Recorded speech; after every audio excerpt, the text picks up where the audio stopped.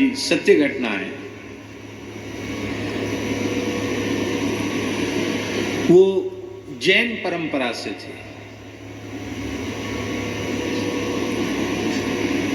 पर बड़े धनाढ्य थे, इतने श्रीमंत थे वो कि उस समय राजाओं का जमाना था।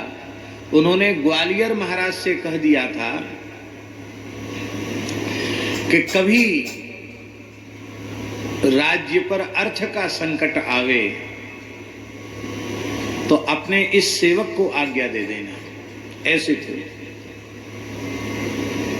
राजा कोई कमजोर आदमी होता है क्या?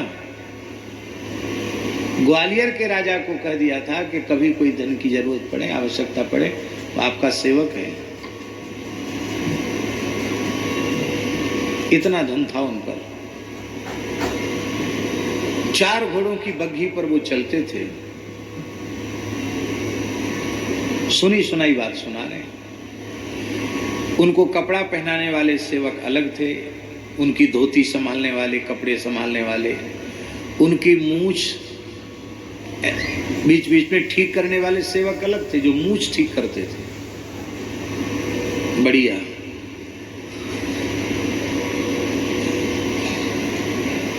अंटादार मूछ, बढ़िया पाग बांधते थे। अमीर आदमी थे, बड़े आदमी थे। जैन होते हुए भी सनातन धर्म की सभी पूजा पाठ वो करते थे।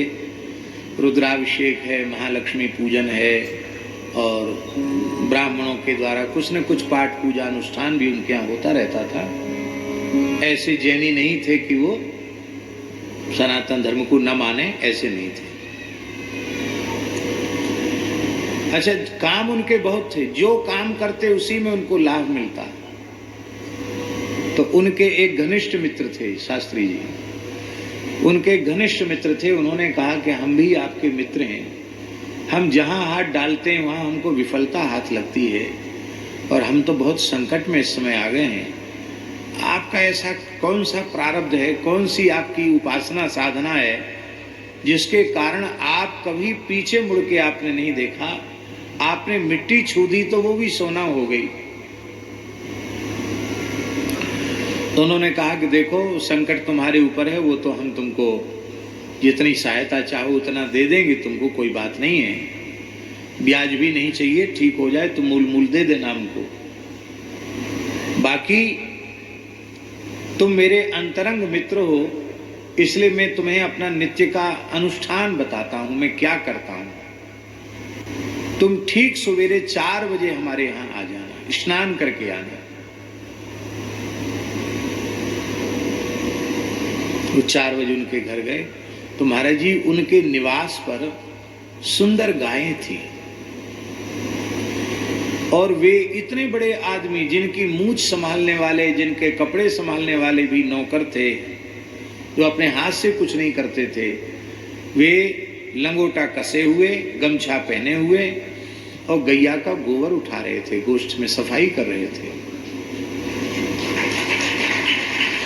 गैया का गोष्ठ का गोबर साफ किया, गायों को स्थान बदला, और गायों की सानी अपने हाथ से की। महाराज जी लगातार 3 घंटे सेवा करते रहे वो गायों की, 4 बजे से 7 बजे तक। और बोले, मैं बिना स्नान के गौशाला में प्रवेश नहीं करता हूं। क्यों?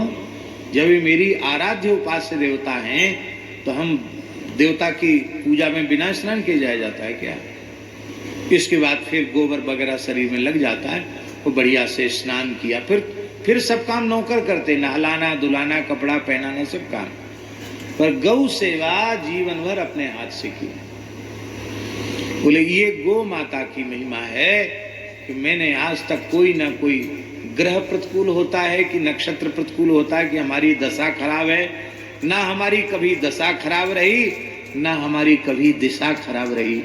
ये केवल और केवल गौ सेवा की महिमा है।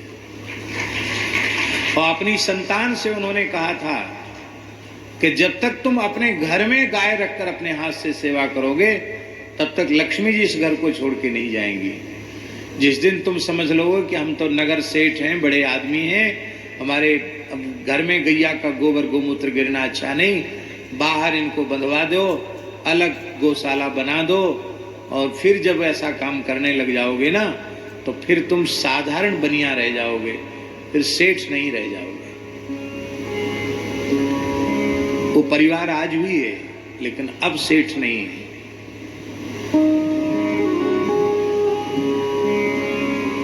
गो सेवा की कितनी महिमा है। भगवान स्वयं गो महिमा का, गो सेवा का उपदेश स्वयं कर रहे हैं।